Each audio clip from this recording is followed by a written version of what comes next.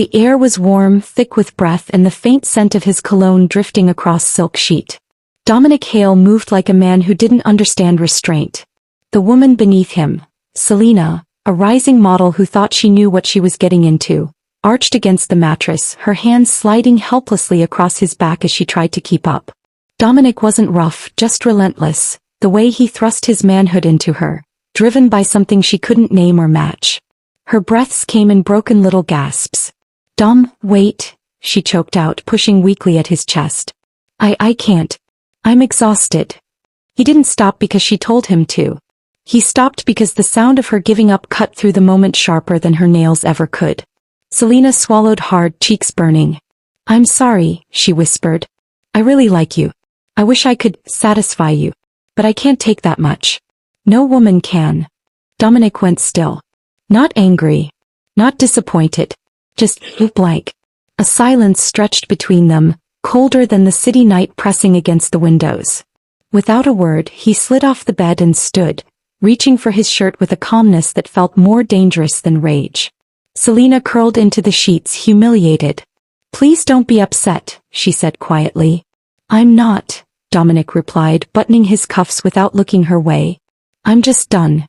His phone buzzed on the dresser. He answered instantly. "Talk." A man's voice crackled through the speaker. "Boss, we cornered Anthony Vincenzi. He still refuses to give us the access code." Dominic's jaw flexed once. His expression stayed dead calm. "Then handle it my way." "Yes, boss. We're setting things up." The call ended. Dominic grabbed his coat. Selena pushed herself upright. "Where are you going?" He didn't spare her a glance. "To deal with something your beauty can't distract me from." And that was it. No softness. No explanation. Just the truth in the coldest form possible. Dominic Hale walked out with the controlled, effortless presence of a man whose soul had long made peace with violence. The Vincenzi mansion on Long Island loomed like a sleeping beast when Dominic arrived. He stepped out of the car, coat sweeping behind him, expression carved from stone. His men spread out instantly, armed and silent. "Search everything," Dominic commanded. "If he's breathing, I want him found." The mansion felt wrong from the moment they entered. Too still. Too neat. Too recently abandoned. A mug of coffee sat half full on the counter, steam fading. A chair was knocked back as if someone had stood up suddenly. Footsteps echoed through empty rooms that should have held bodyguards, staff, someone, anyone. One of the men returned, pale. "Boss, he's gone." Dominic didn't react.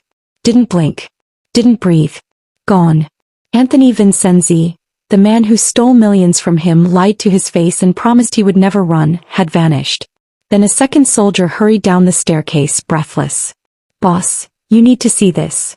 Dominic followed him down a narrow hall that looked untouched, eerily calm compared to the rest of the house. The soldier pointed toward a door. "We found someone." Dominic pushed it open. And the world went quiet. A small lamp glowed softly. Curtains swayed with the night breeze. Music played faintly from a pair of earbuds. And on the bed, fast asleep, curled under a blanket like nothing in her world was wrong, lay Lila Vincenzi, Anthony's only daughter. Her lashes rested gently against her cheeks. Her breathing was steady. Her hair spilled over the pillow in loose dark waves. She looked peaceful, untouched by the chaos her father had caused. Dominic stepped closer, studying her as if she were a puzzle piece he hadn't expected to find. His men waited, stiff, nervous. "Boss, what should we do with her?" Dominic didn't answer immediately. He simply looked at the girl, this innocent, sleeping weakness, and something new flickered behind his eyes. Finally his voice dropped, low and final. "She's leverage." A beat of silence. "Take her." And the night shifted. Because the war between Dominic Hale and Anthony Vincenzi had just found its most dangerous weapon. Before I tell you what happened, subscribe to Maria Love Stories, and comment where you're watching from. I woke up choking on my own breath. The ceiling above me wasn't mine. The walls weren't mine. Nothing smelled or sounded like home. I sat up too fast, the room spinning in sharp, dizzy circles. Marble floors. Tall windows covered in heavy black curtains. A chandelier that looked more like a warning than a decoration. My wrists weren't tied, but the door was locked. I stumbled toward it, panic clawing up my throat. Hello. My fists hammered the wood. Let me out. Where am I? Silence swallowed my voice. I hit it again. Harder. Hello. Somebody. Nothing. A vase sat on the side table. I grabbed it and hurled it at the door. It shattered, pieces skidding across the marble like glittering threats. Still nothing. Fear pushed me past dignity. I kicked, screamed, slammed my shoulder into the door like someone drowning and grabbing at air. And then, a click. The lock turned. I froze. The door opened slowly like the house itself was exhaling. He stepped in. The man from my bedroom that night. The storm in human form. Tall, dark coat, unreadable face, eyes that made the air feel colder. Dominic Hale. He looked at me like fear was something he'd seen 1,000 times. Just never my fear. Who are you? My voice cracked. Why am I here? Where is my father? He walked forward, every step disturbingly controlled like he owned the room, and me. His answer was flat. Emotionless. You'll go home when your father gives me the code. My blood turned to ice. What? What code? I don't know anything. He studied me as if searching for the truth behind my eyes. Or maybe he already knew. Then hope he talks, he said softly. Because until he does, you stay here. My heart fell straight into my stomach. I wasn't a guest. I wasn't safe. I was a prisoner. A bargaining chip. A daughter used like currency. And Dominic Hale didn't look like the kind of man who returned what he took. Days passed. Then a week. Then 2. Asterisk. I stopped screaming. Stopped begging. Stopped asking guards the same questions they never answered. Not because I was calm. But because fear had settled into something heavier. Silence. Every night I sat by the window watching the driveway lights, waiting. For footsteps. For news. For my father. For anything. But nothing came. Not a call. Not a message. Not even a threat demanding my release. It hurt in a way I didn't know hurt existed. Dominic watched me sometimes. From a distance. Arms crossed. Expression unreadable as he realized the fire in me was shrinking.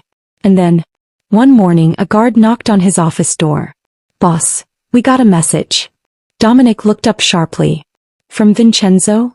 The guard hesitated. Yes. My heart leapt into my throat. They brought me into the office. My hands wouldn't stop shaking. My chest felt like it was collapsing from hope alone. Did he call? I whispered.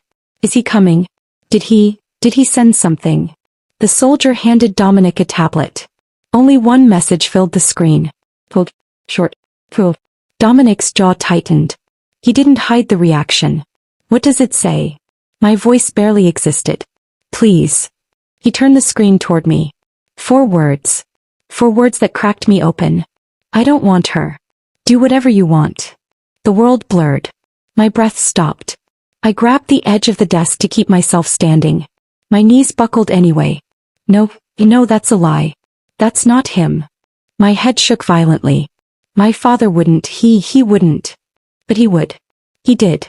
I covered my mouth as the truth finally sank its teeth into me. I wasn't just only kidnapped because of my father. I was abandoned because of him. And the sob that left me wasn't loud or dramatic. It was the quiet kind, the kind that breaks ribs from the inside. Dominic watched me crumble. He didn't blink. Didn't comfort. Didn't turn away. But something changed in his eyes. Something small, unexpected. Like he hadn't planned for this. Like he didn't like watching me break. I should have feared him. I should have looked away. But that night, I learned what real danger felt like. It happened on a quiet night, too quiet for a mansion run by killers. I was walking back from the garden, 2 guards trailing behind me like loyal hounds. Every step irritated me. I wasn't used to being followed, monitored, caged like some fragile animal. Then I saw him. Dominic Hale. Stepping out of the shadows like the devil had carved him himself. Tall, broad-shouldered, jaw sharp enough to cut steel. He moved with the slow confidence of a man who owned every breath in this house. He looked like he was on his way to one of his late-night appointments. One of those supermodel types he kept in the lounge downstairs. But then his eyes landed on me. I was just walking. That's it. But the way he looked at me, it felt like something heavy dropped inside his chest. His gaze locked on my legs first, long, bare, moving in rhythm with the night breeze. Then my skirt. Then me. For a second he closed his eyes, like he was begging God to stop him from wanting the daughter of his enemy. But when he opened them again, he walked toward me anyway. My breath caught. He stopped right in front of me, blocking my path, towering over me, eyes cold and unreadable. He didn't say a word. Just stared like he was trying to decide if I was real, or a hallucination he wasn't supposed to touch. I stepped to the side. He stepped with me. Close. Too close. I could feel his breath along my cheek. His warmth seeped into my skin. My heart hit my ribs like a warning, one I ignored. His eyes dropped to my lips. Fully. Uncontrollably. And before I could process it, he leaned in. Dominic Hale, man who had never been rejected in his entire life, leaned in to kiss me. I turned my face away. His lips caught nothing but air. A shock flashed across his face. Quick. Violent. I smiled a slow, dangerous smile and said, Mr. Hale, I'm not like the other women you play with. Don't ever try that again. The hallway turned to stone. Silent. Thick. Electric. He stepped back like I'd slapped pride right out of him. No woman had ever said no to Dominic Hale. If you do the same thing, subscribe to Maria Love Stories and tell me where you're watching from. Not until me, Lila Vincenzo. The girl he kidnapped. The daughter of the man he hates. The girl who should fear him. But I walked away first. And for the first time since I met him, he looked shaken. Not angry. Not offended. Attracted.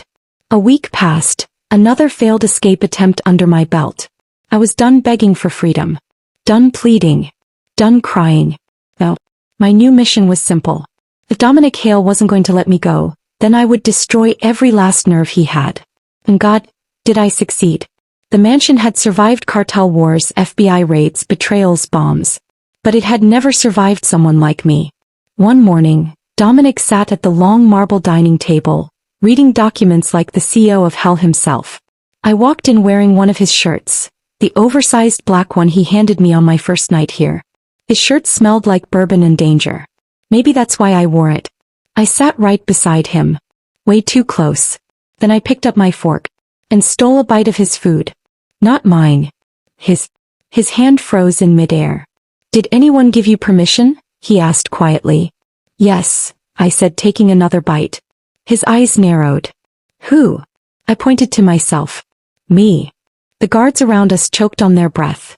Dominic's jaw clenched. Then he turned away like he couldn't afford to look at me another second. But his ears? Bright red. Hours later, I was carrying a basket of clean clothes down the hallway when he appeared, walking toward me. Instead of stepping aside, I accidentally brushed past him. Not once. Not lightly. But full body contact. Slow, warm, dangerous. Dominic stopped in his tracks. I didn't.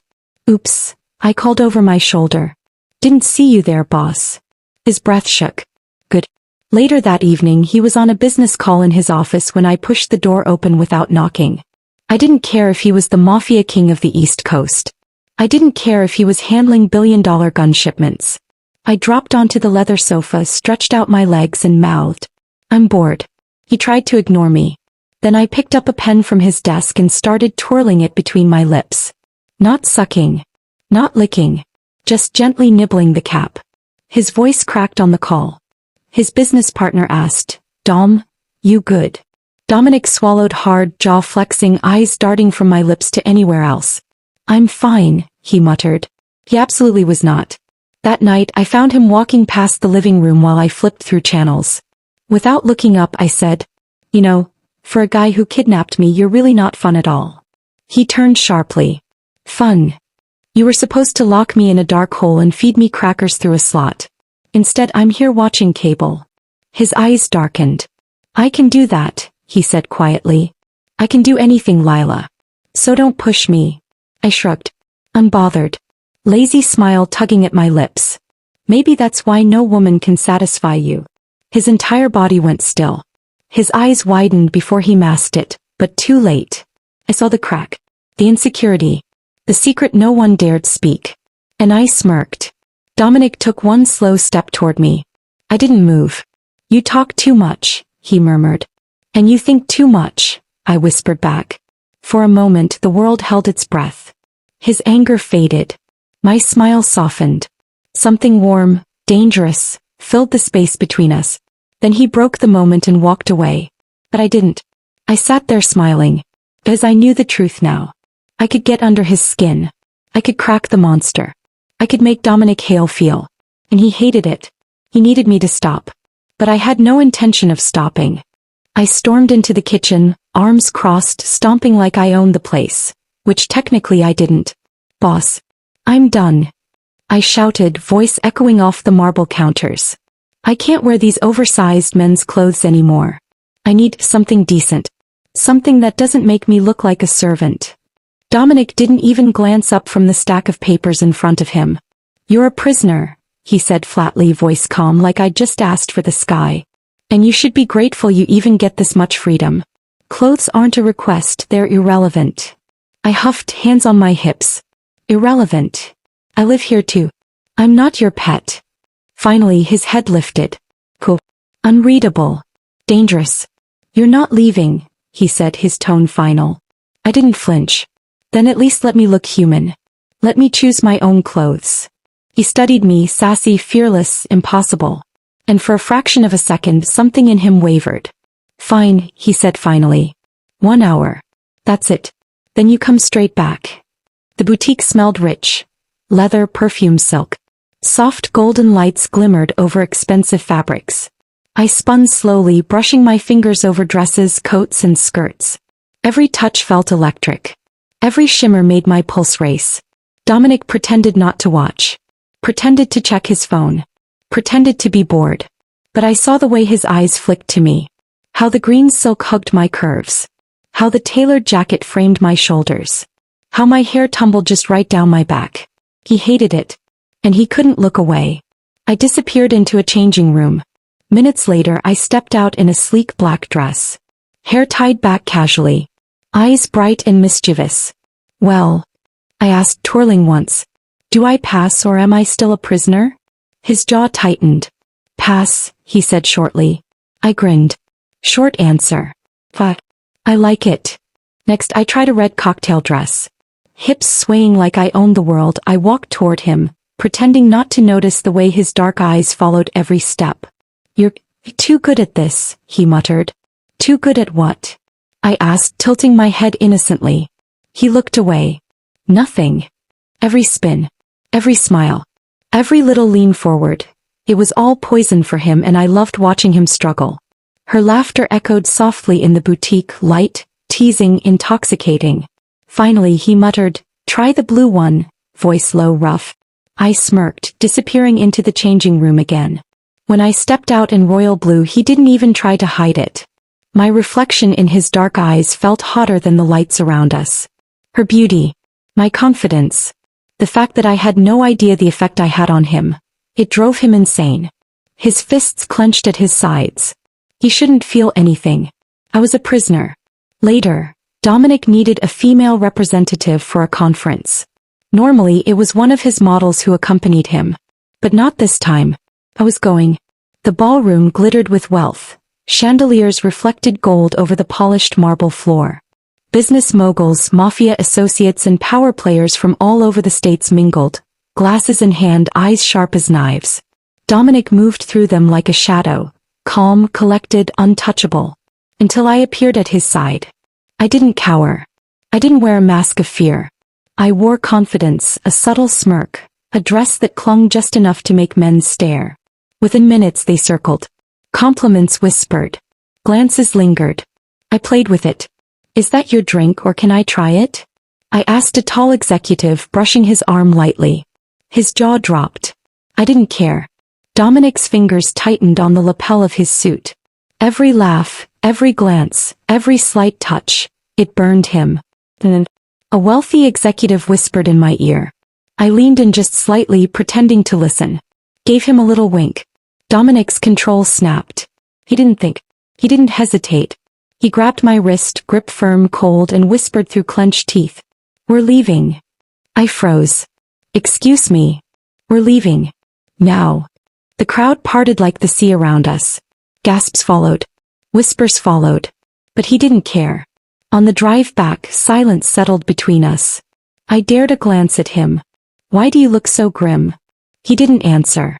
And I realized, Dominic Hale didn't just control buildings, money, or people. He controlled the air around him. And tonight he controlled me. The mansion was silent that night, except for the steady tap of rain against the windows. The rhythm matched the ache in my chest.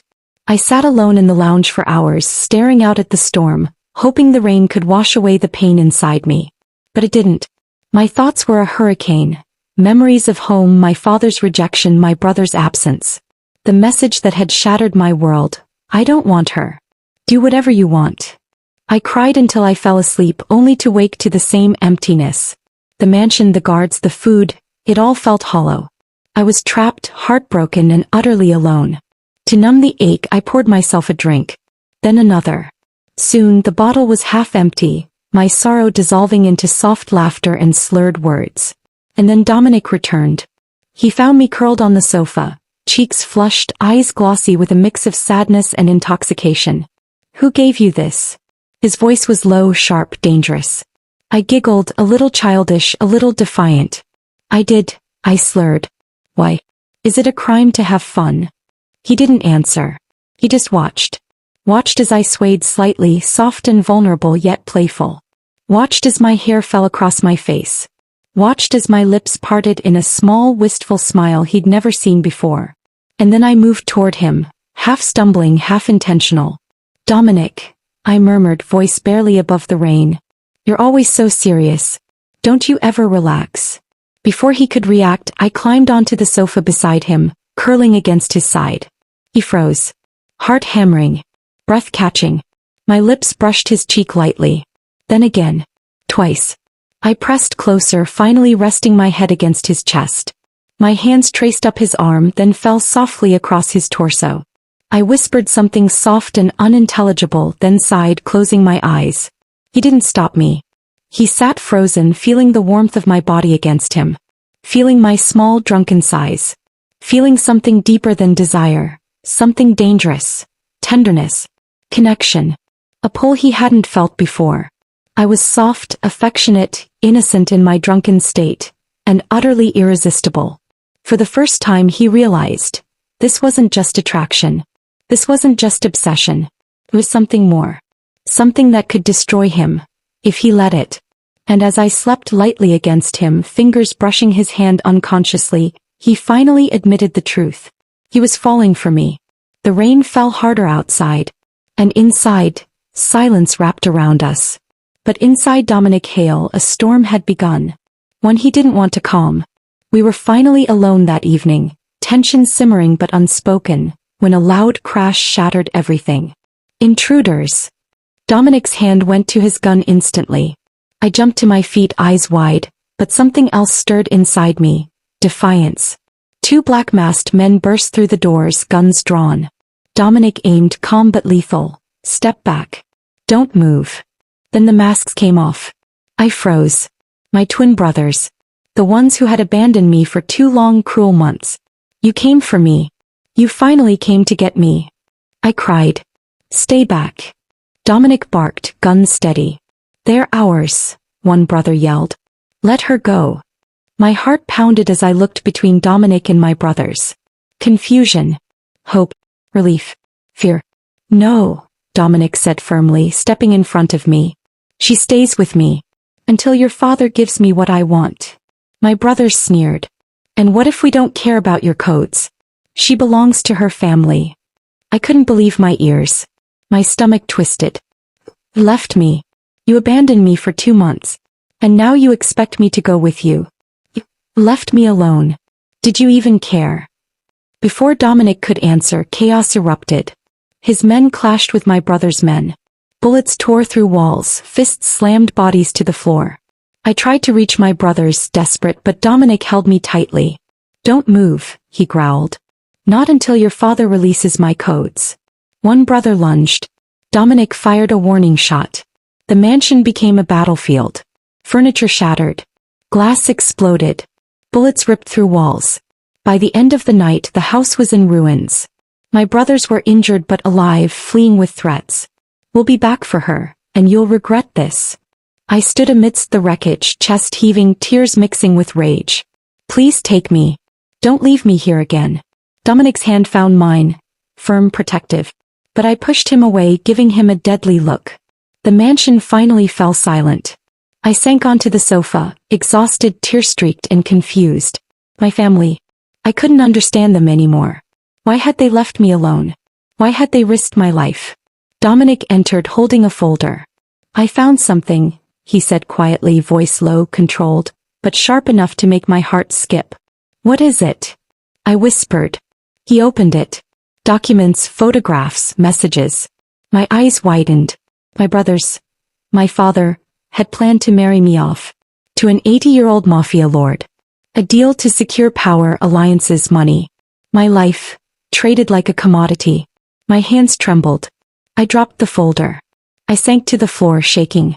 They were going to sell me? I whispered, voice breaking. They didn't care about me at all. Dominic crouched beside me. I won't allow it. Then marry me, I said, eyes blazing. Protect me. Keep me safe. From them. From my family. From the people who tried to sell me like I was nothing. He studied me. The weight of my trust and defiance pressed against his chest. And what do I get in return?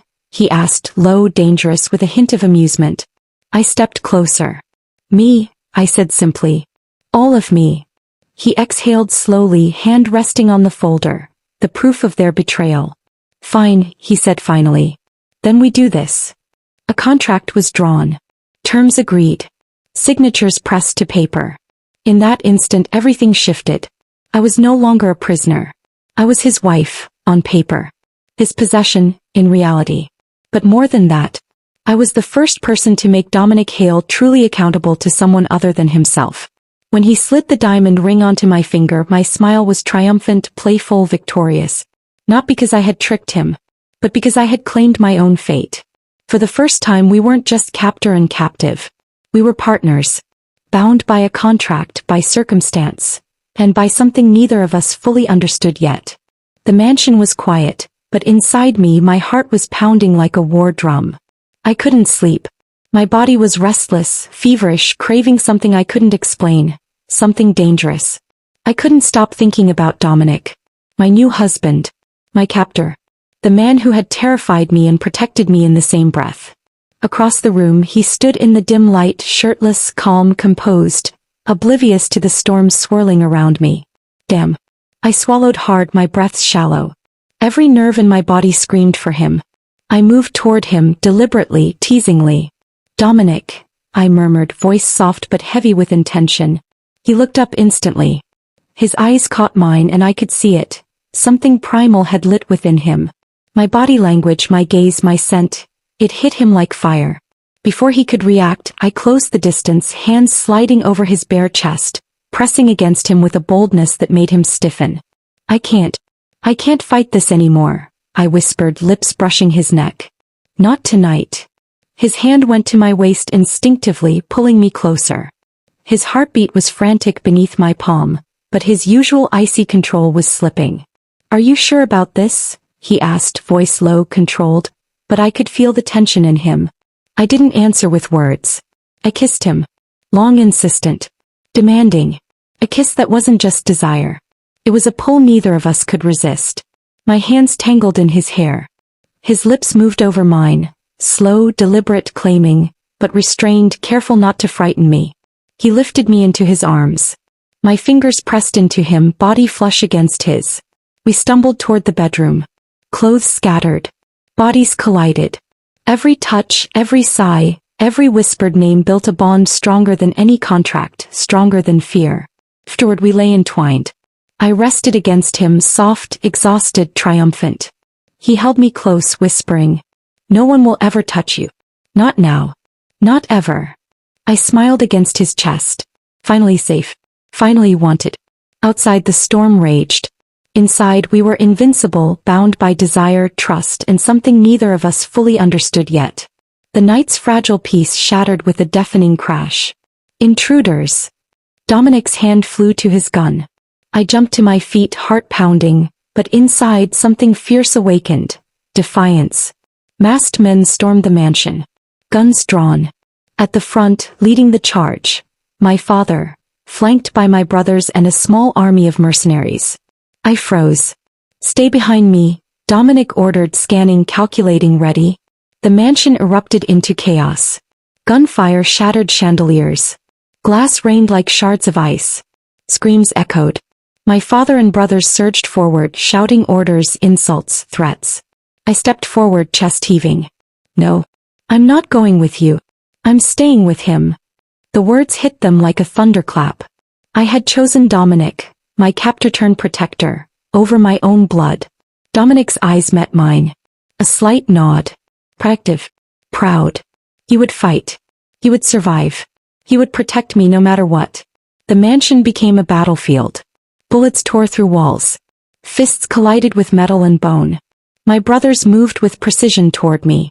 My father fired recklessly. Dominic's men returned fire. Chaos consumed everything.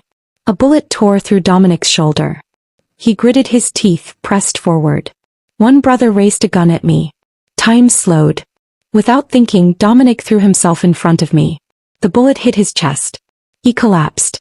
Blood spreading fast. I screamed, rushing to his side, tears blinding me. His hand, still outstretched toward me, remained like a shield even in the worst of pain. Moments later, one of Dominic's men fired with precision. My father fell. Dead. My brothers froze, enraged. Dominic lay on the floor, unconscious, blood pooling beneath him. But his hand still reached for me. I pressed my palm to his chest, feeling a slow, steady beat beneath my fingers. He had taken bullets for me. Risked everything for me. And in that moment I realized I would never leave him. He was mine. And I was his. The hospital room smelled sterile, cold, unwelcoming, but my heart was on fire. I couldn't stop trembling as I sat beside Dominic's bed, my hands clutching his. His chest was bandaged, bruises darkening his skin, and yet he was alive.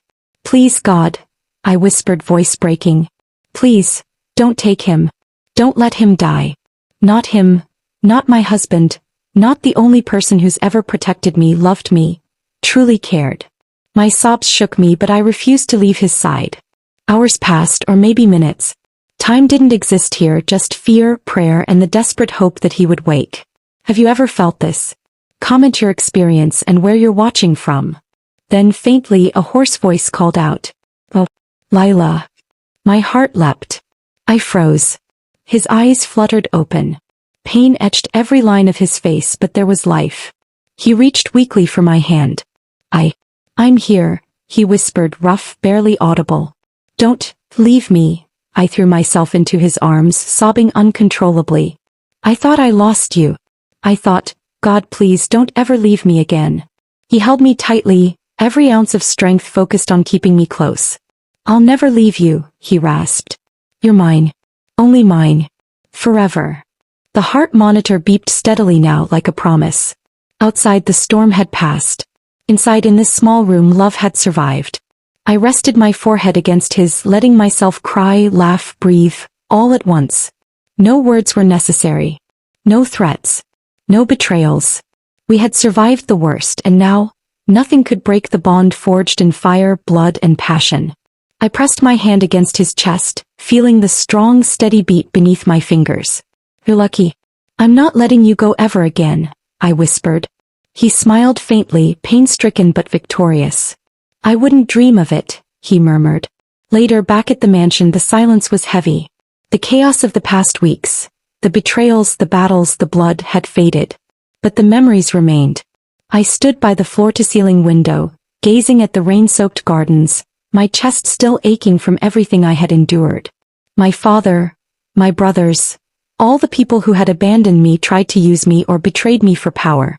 Tears rolled down my cheeks. I can't stop thinking about them," I whispered. Dominic stepped behind me, wrapping his arms around my waist, pressing my back against him. "You don't need to," he said softly, lips brushing the top of my head. "But don't mourn the people who didn't deserve you. Don't waste your tears on the wicked." I leaned into him, forehead resting against his chest. I guess you're right," I admitted, sniffling. A small smile tugged at my lips. Then, almost shyly, I placed my hands gently on my stomach. "Dominic," I whispered, voice trembling but bright. I'm pregnant."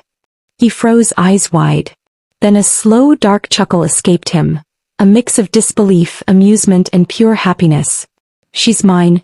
She's really mine," he murmured, pressing a gentle kiss to my temple, then my lips. I laughed, half crying, half giggling as he lifted me slightly, spinning me in a playful, protective embrace. "You're insane," I teased, hands tangled in his hair. "And you are my everything," he whispered, eyes dark, fierce, and soft all at once. He kissed me again, slow, deep, lingering, a kiss that spoke of love, trust, passion, and forever. For the first time we didn't have to fight. For the first time we could breathe. For the first time we could be safe, loved, and free. I pressed my nose to his chest, smiling. "Promise me one thing?" I whispered. He raised an eyebrow, smirking. "Anything. Don't ever let me go, even when our kid starts bossing you around." He laughed. A low, dangerous, utterly delighted sound. "You're stuck with me. Forever. And I plan on enjoying every second of it." We kissed again, soft, playful, endlessly loving. Outside, the rain continued to fall.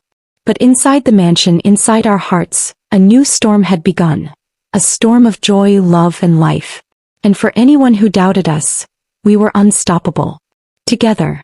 If you enjoyed this story, it will mean a lot to subscribe to Maria Love Stories.